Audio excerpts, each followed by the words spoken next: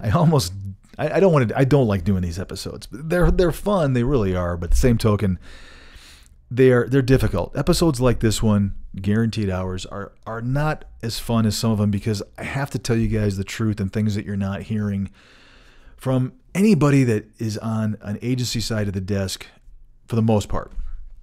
We're going to talk openly about guaranteed hours. What's guaranteed? What isn't guaranteed? What are your guarantees as a traveler out there right now? We're going to jump into it, and we're going to hopefully have some fun with it. I'll do my best on this week's edition of Travel Evolved.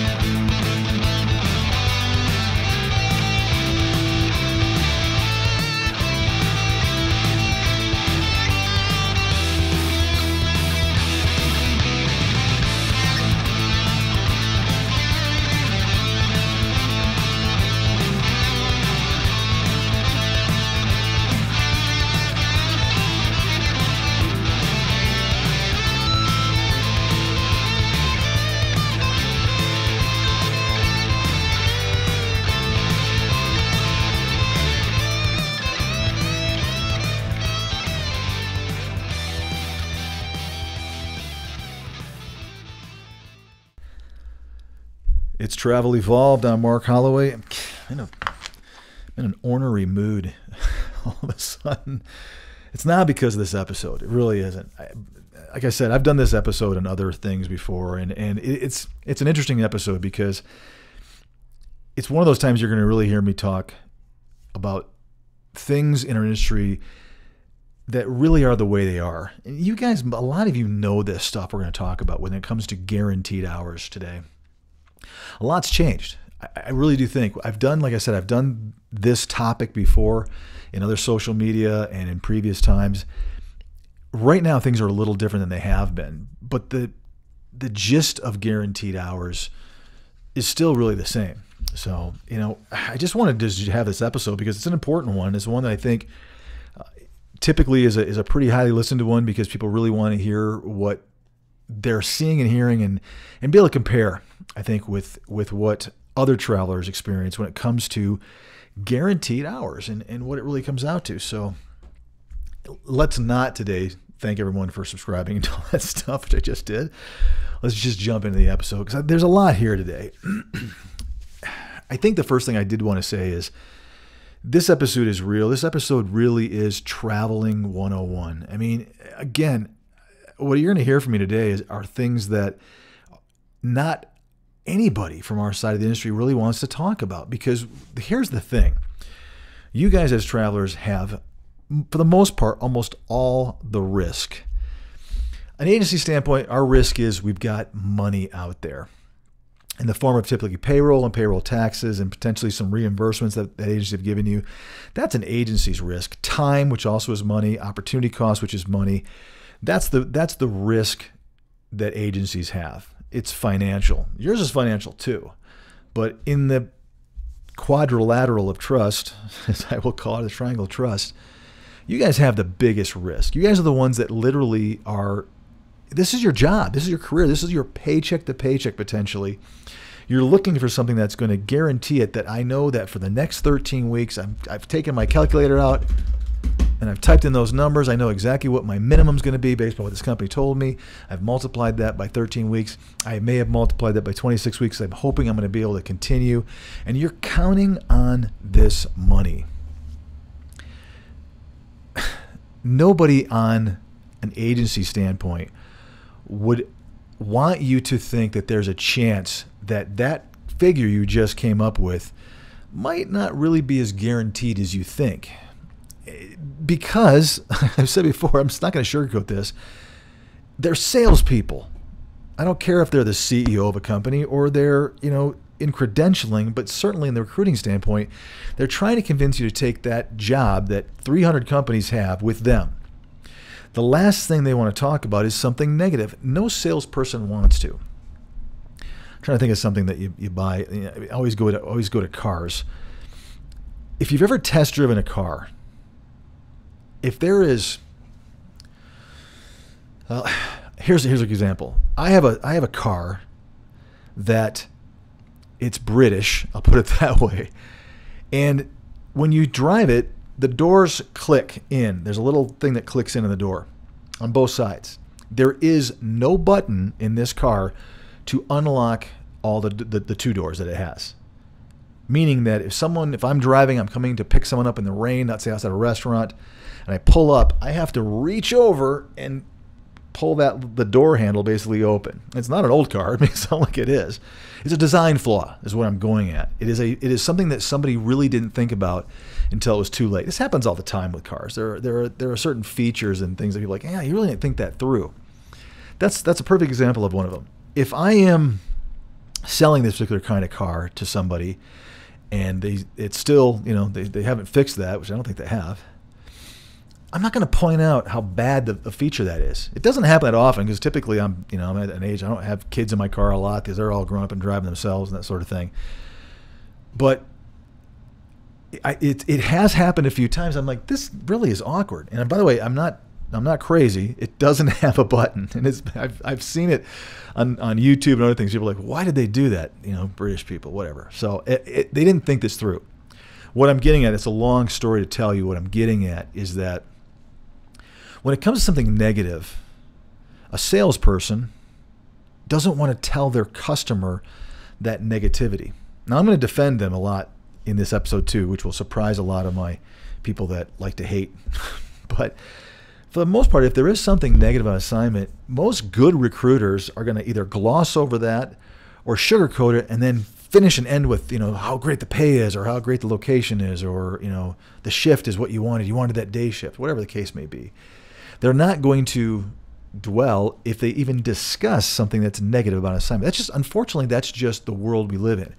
As a traveler, you should be aware and have your guard up for those kinds of things. You always should. On every time you're talking to somebody about assignment, you should be considering what is the negative. When you're interviewing with that manager, and hopefully you're getting a chance to interview. I know there's been a lot of auto offers out in the last couple of years, but as we slip back into hopefully more interviews and a higher percentage of interviews, this is something you'll be looking out for as well. Is there something I should be aware of what I'm hearing from this man or woman who's interviewing me, who may or may not even be my direct supervisor when I'm on the assignment?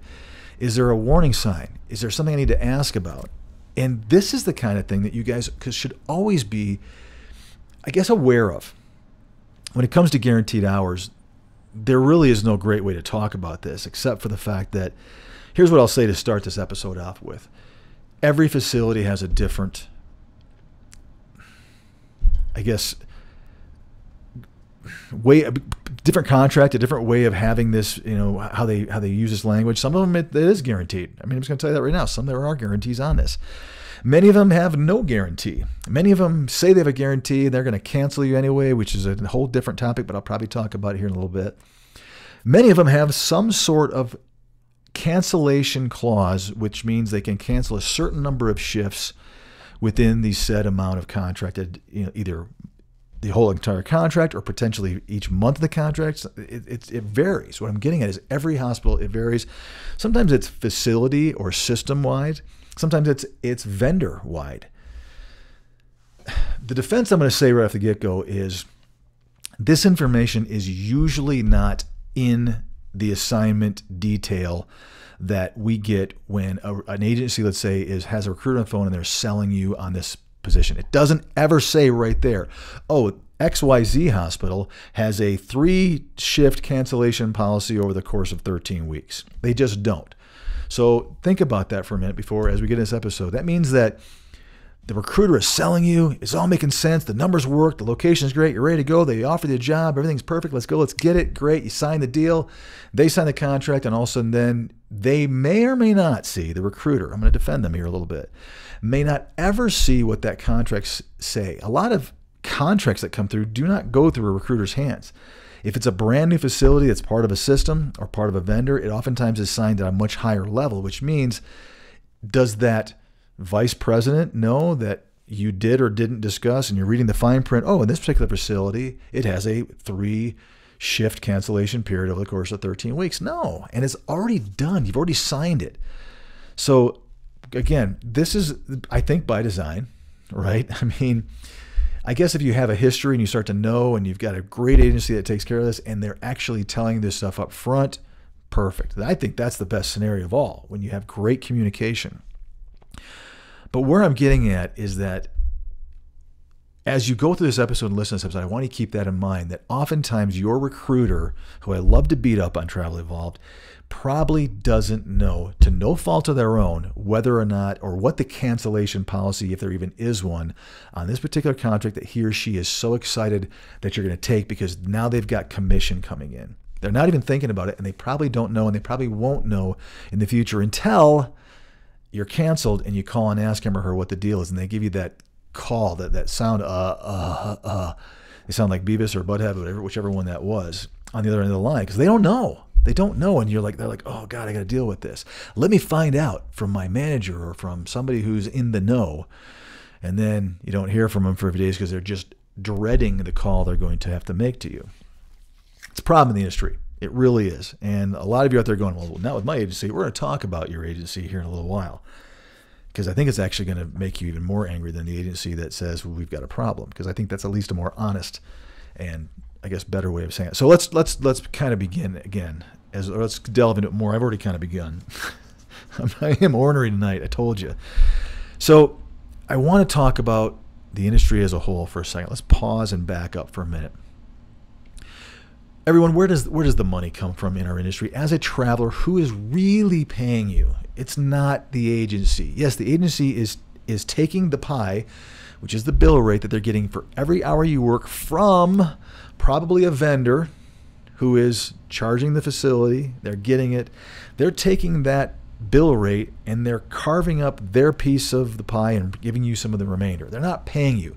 The hospital is theoretically paying you via the agency, if we can say it that way. I think that's really the best way to look at this episode, by saying, I understand I'm getting paid through my payroll, through my agency, but the money is coming from that hospital. And obviously the hospital gets their money from a bunch of different ways. But if you really look at it, the agency really isn't saying, okay, here's some money from you. They are, because we're doing it up front.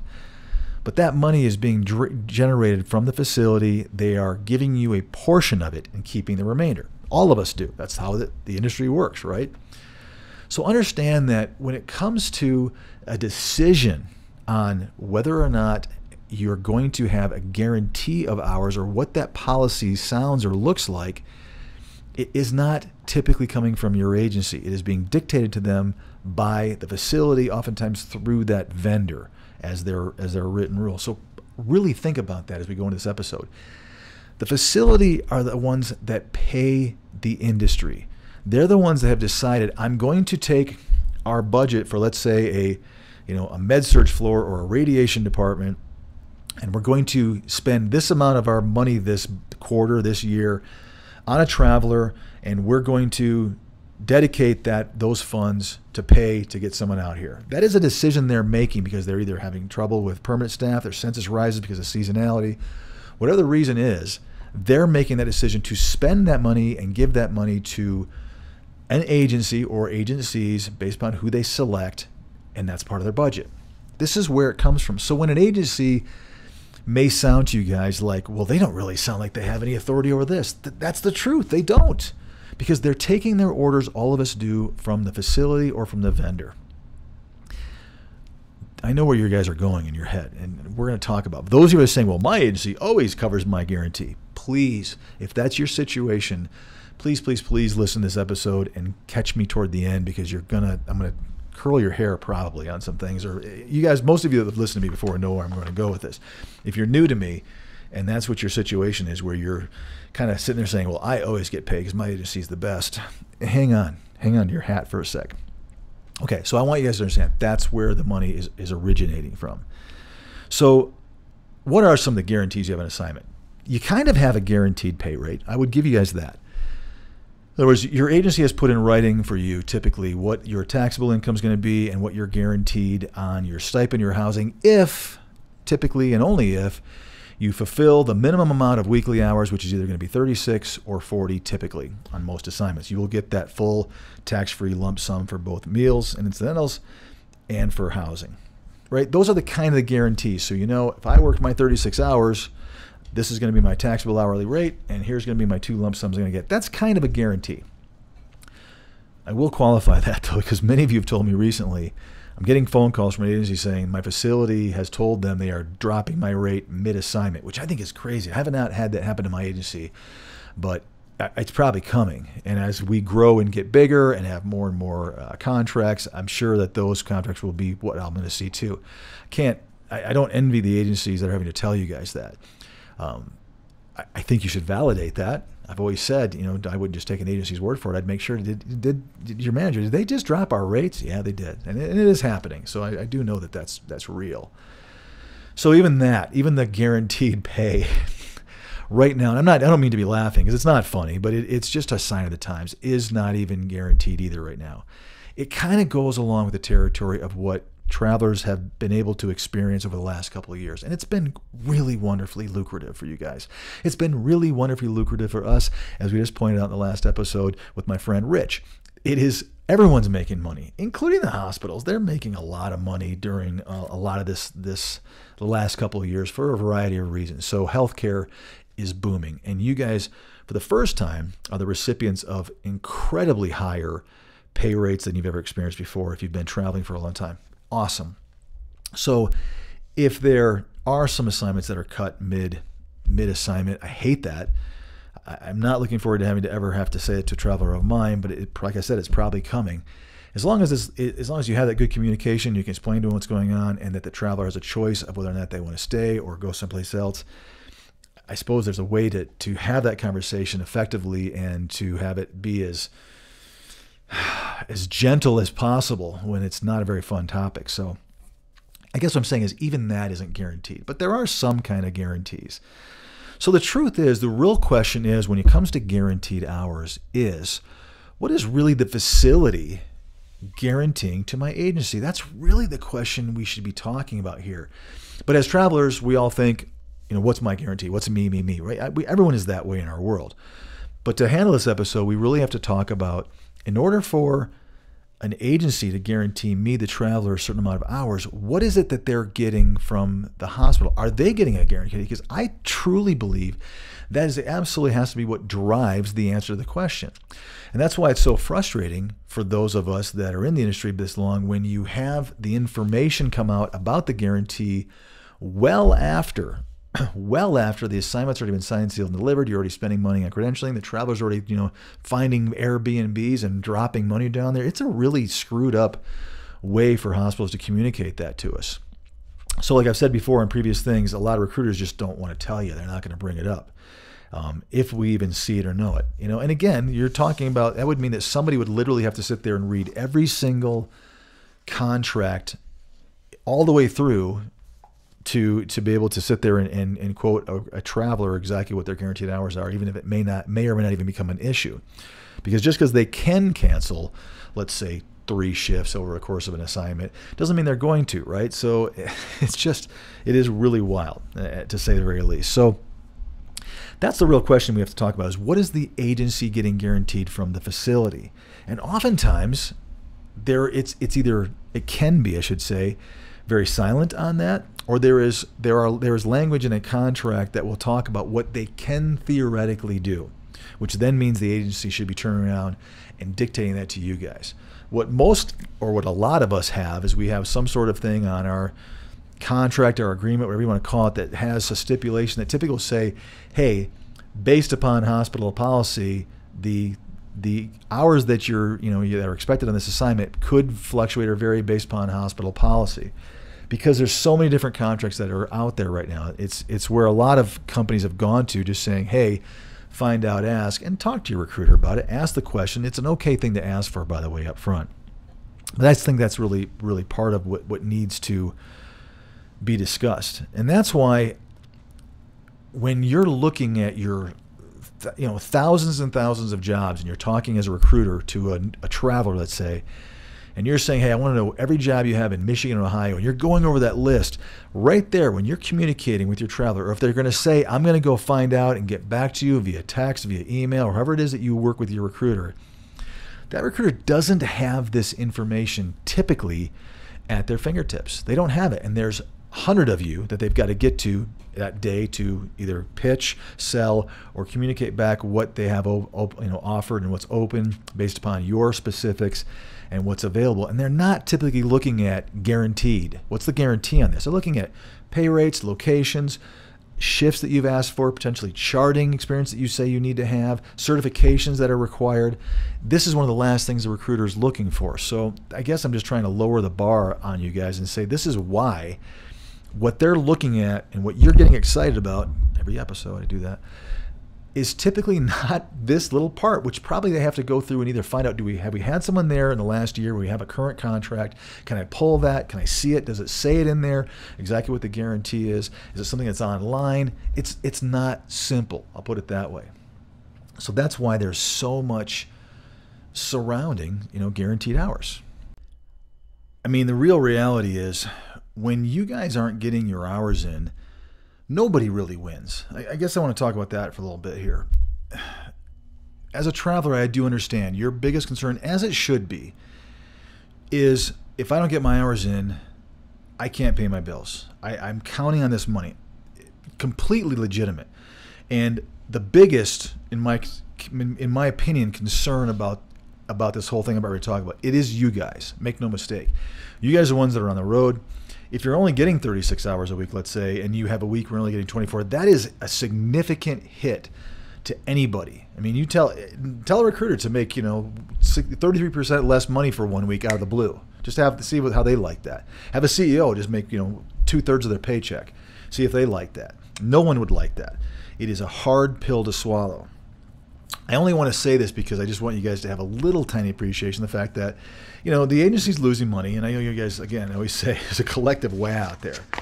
As you guys know, when an agency is calculating, basically, to simplify it a little bit here today, that taxable hourly income, it's because they're predicating, I always say, the magical number of 468 or 520, which is 13 weeks times 36 hours is 468 hours. 13 weeks times 40 hours is 520 hours. That figure is put into some form of calculator. And then, obviously the tax-free part chunks out for them to say, okay, less our margin, here's how much is left available to pay in order for us to hit our margin and pay the traveler. So what that means is they're assuming that you're going to work that many hours. And when you have 12 hours less or 24 or 36 over the course of an assignment less, that does mean that theoretically that agency in their mind believes that they overpaid you by 36 hours per hour for the rest of those, for that taxable rate, if that all made sense. I didn't explain that very well. What I'm getting at is that they should have calculated on 36 hours less because they don't know. So we make those assumptions. Now, that does bode the reference to say, but when you get more than 468, more than 520, in other words, overtime, extra shifts, just giving charting, that kind of thing, giving report, yeah, agencies typically will come out ahead. Having a shift being canceled, it's pretty likely that you will have one shift you may be pulled overtime. Maybe you're working 37.5 hours over the course of an assignment. Typically, agencies have it more likely are getting that missed shift back, which is why I always say I don't like the fact that extra hours are a higher margin for agencies because it's more money for us. It makes no sense whatsoever. Last thing I'll say is the hospital also probably is not really wanting to cancel you because they've invested orientation, they've invested their training time on the unit to get to know you, to have you familiar with the unit so you could give good patient care. So really they don't want to cancel you. So when they do, that means that your orientation and the time they spent to onboard you with the agency got more expensive as well because they are getting less and less hours of benefit from you, if this all makes sense, as well. But that's why I said the first thing was that it's really both those last two things pale in comparison to how hard it hurts you. But I am saying that everybody's kind of getting a bit of a hit when the hospital doesn't need you, which means when a hospital orders a traveler and they did a bad job of guessing the census or guessing what their needs truly were. That stinks. It's not fun. And it is a bad part of the industry that I do understand, because it cannot be easy to try to guess based upon last year, especially the last couple of years, what's been going on. But based upon, previous years, what do we need at this time of year here in March or April? What does that look like? It's hard for anybody to be able to kind of prognosticate that and just come up with a guess, even with good information, even in normal quote unquote years. That can't be simple or easy. But that being said, it is still troublesome for everybody involved when somebody has basically over-ordered or ordered a traveler or asked for a traveler or hired a traveler that there was a less of a need than they originally had thought. That just, everyone starts to lose from the get-go. The thing that it's kind of wild about this industry is the first reaction for most people is, I want my agency to pay me, pay me, pay me. We're going to talk about that in a minute. I promised you I said we were going to. So let's talk about some other things before we get into that truly. What I want to say currently right now is that more than ever right now feels to me, and probably to you guys more than me, that less and less is guaranteed. There's a lot of dollars at play right now. There are huge bill rates. You are theoretically costing a hospital or a facility more per hour than you ever have in their minds, right? I love it. You love it. It's actually helping the industry immensely. But in their mind, you are incredibly expensive, which means that things are at a pretty high toxicity, if you will, right now. I've seen more things in the last 2 years with regard to terminations, with regard to canceling, low census, the things I talked about with that people were telling me from other agencies where they're getting their rates dropped in the middle. I certainly have seen rates go, hey, we want to keep this travel for another 13 weeks. Early summer, I remember I was seeing rates close to almost double. In other words, a traveler had been there 13 weeks and the bill rate had almost doubled. And they were wanting to keep the traveler. This was in July of 2021, August of 2021. Who knows what that's going to look like now? Now I'm being told that from some agencies they're being cut. I don't think they're being cut by half, but I have some travelers right now that have some extensions offered to them that are less, not a lot less, like even less than 10%, like 8% less. But that still it's a hit. I get it. It's not fun to think about. So what I've told my traveler is look at the offer and then compare what else you're seeing out there that makes sense and take the highest paying thing that makes the most sense to you. I just think that's what you should be doing as a traveler right now. That's just a side note for me. But it doesn't seem like right now, this month, next month. I mean, I think if you're looking and you just start an assignment and you've got 13 weeks from now, there's going to be a lot of change that's going to happen. Hopefully it'll, for the better, things will get back up again.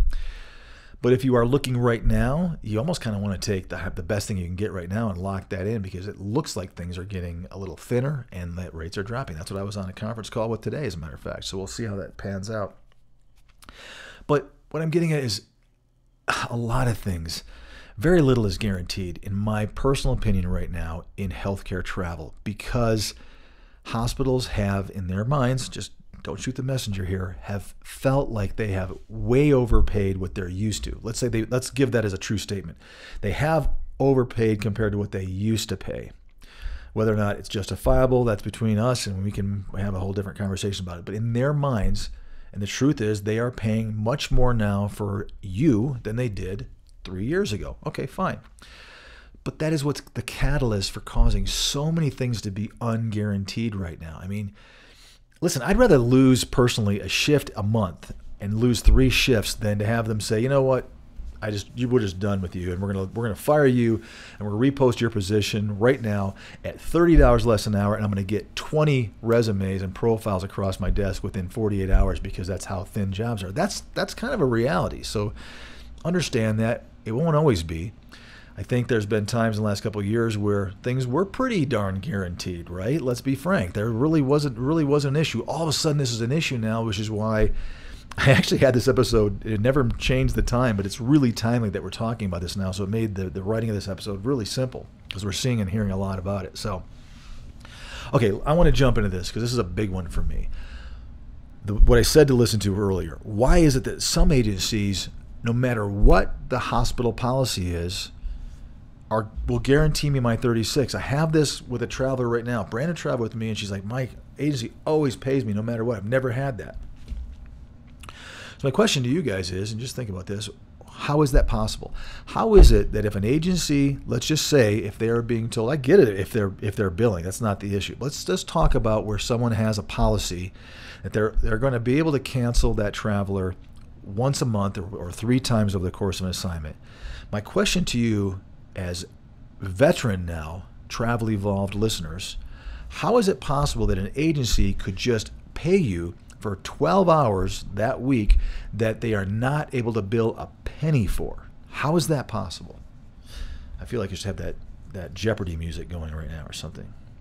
The truth, and you guys know, again, that tells you that if they've got 1/3 of their entire weekly, I should say, 1/3 of their weekly bill is done, and they're going to pay you, especially now with these rates being so high, there's a good likelihood that all of a sudden they're paying you potentially with taxes equal to, if not maybe more than what they're actually billing the hospital that week, which means they're losing money that week. How is that completely ever be possible?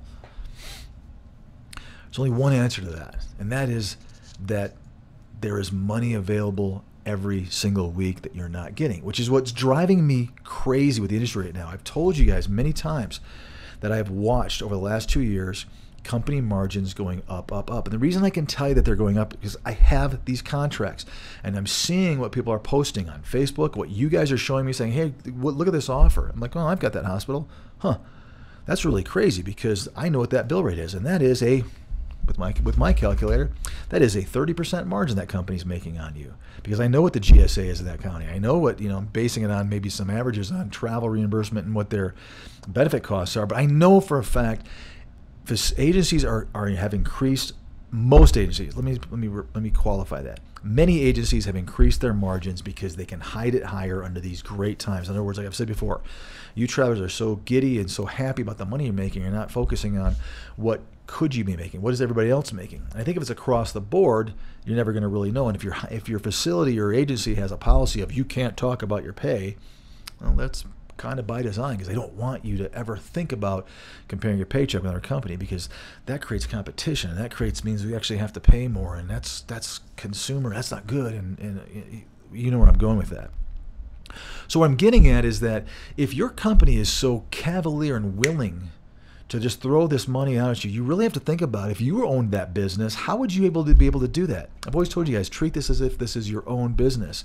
If for some reason your place you were staying at said, we need to raise your rent this week by 33%, you'd be freaked out. How am I going to do it? I'm going to lose money. I can't afford that. Well, that's the same thing. So how is it an agency can miraculously just pay you with payroll taxes the same thing every week? The only answer, the only possible solution is that they have that money available, and it is worth it to them to say, I'm going to give this to you because we're making so much money off of you and every one of your counterparts every single week, which means our margins are thick enough to be able to handle it when this happens.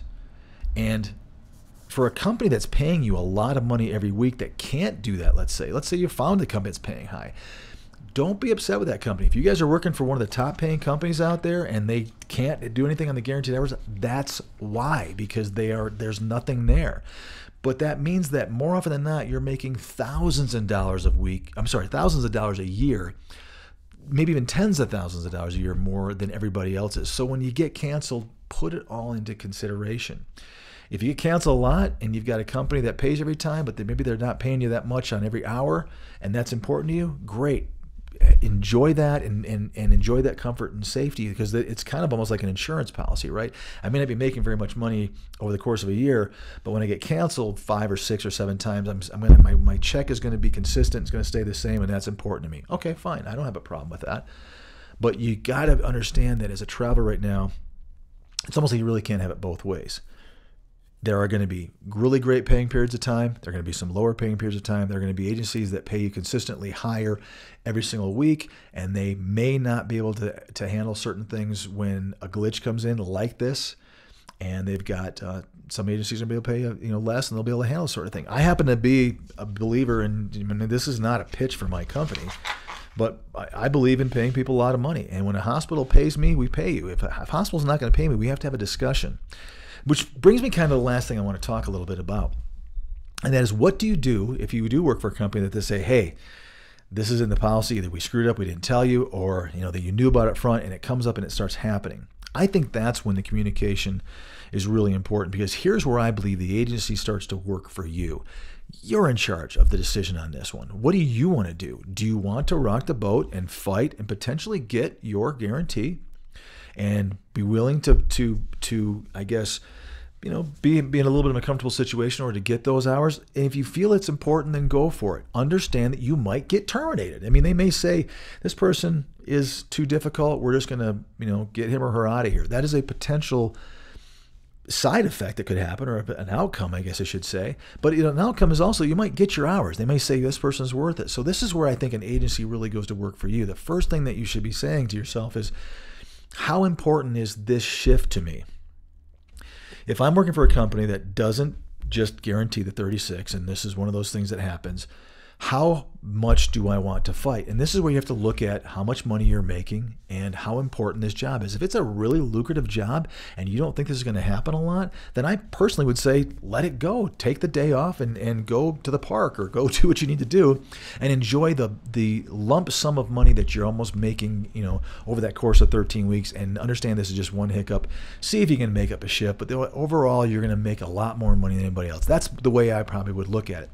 However, if it starts happening enough, that's when you have to start saying, boy, maybe this really isn't for me. I've told you guys before, I've had hospitals order travelers and then really underestimate their need for those travelers. And they were consistently calling out the travelers, said, I can't do this. I'm like, I agree. Let's get you out of there. Let's cancel this thing. Let's end it with a facility saying, hey, we can't afford to only work, have a shift called off every second or third or fourth week. This is getting ridiculous.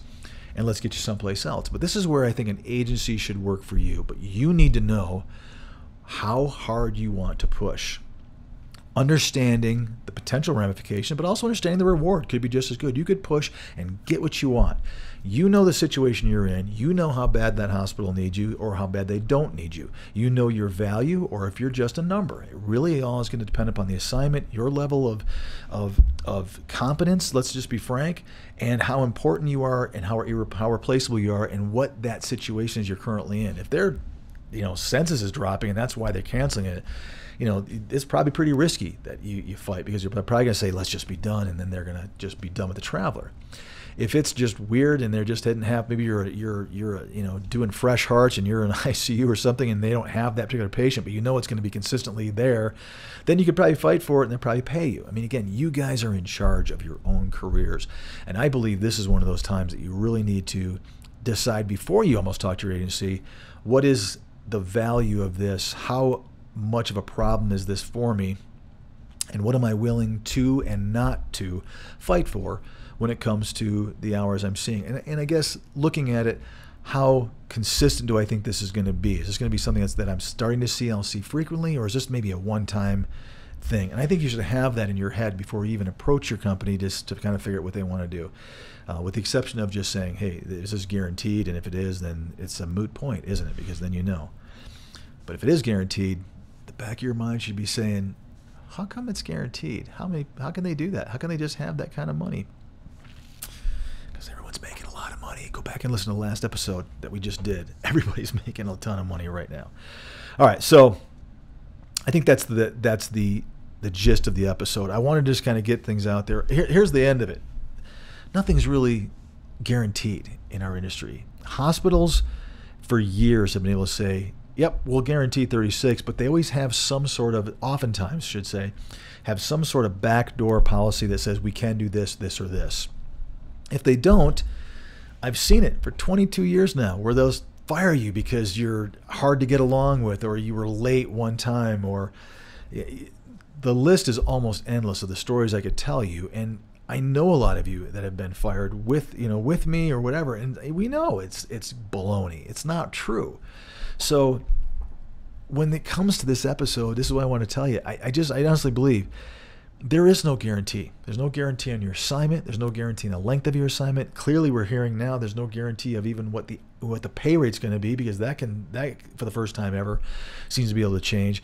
Certainly, guaranteed hours don't really seem to be guaranteed, and if they are, you kind of got to start questioning it, and really should start comparing paycheck stubs to those that maybe don't have a guarantee, because you're probably working alongside somebody that is in one situation while you're in the other, and it'd be really interesting to see that conversation about what are you making weekly when you get a guarantee no matter what happens, and what aren't you making weekly when you don't. So guys, as always, I will say this. I didn't want to plug and thank you guys at the beginning of the episode, but at the end of the episode here, I do want to say that a lot of you guys have really reached out to me recently and said how much you appreciate the episodes and that you've learned a lot. That means everything to me, because like I say, I'm at the point in my career when, if you're doing this long, it is nice to get that validation that what you're doing is important, that you're helping people out. I don't care if one thing I say in one episode helps one person. To me, that's important, because I do think this industry is a great one. I love what I do. I really do. There are days where it's frustrating. There are days where there are certain parts of this industry drive me nuts. I think everyone has a business and has a job, so to speak, like that. But overall, it's a wonderful industry. It really can be a feel-good industry when you really can see people making great money. You can help people out by changing their career, and that stuff is wonderful and fun. And when I can help people become a little bit more knowledgeable and go through that learning curve of being a traveler a little faster, or even those of you that are veterans, if you've learned something from me and you've told me thank you, it really does mean a lot to me, and I really appreciate it. And I will catch you guys next time on Travel Evolved.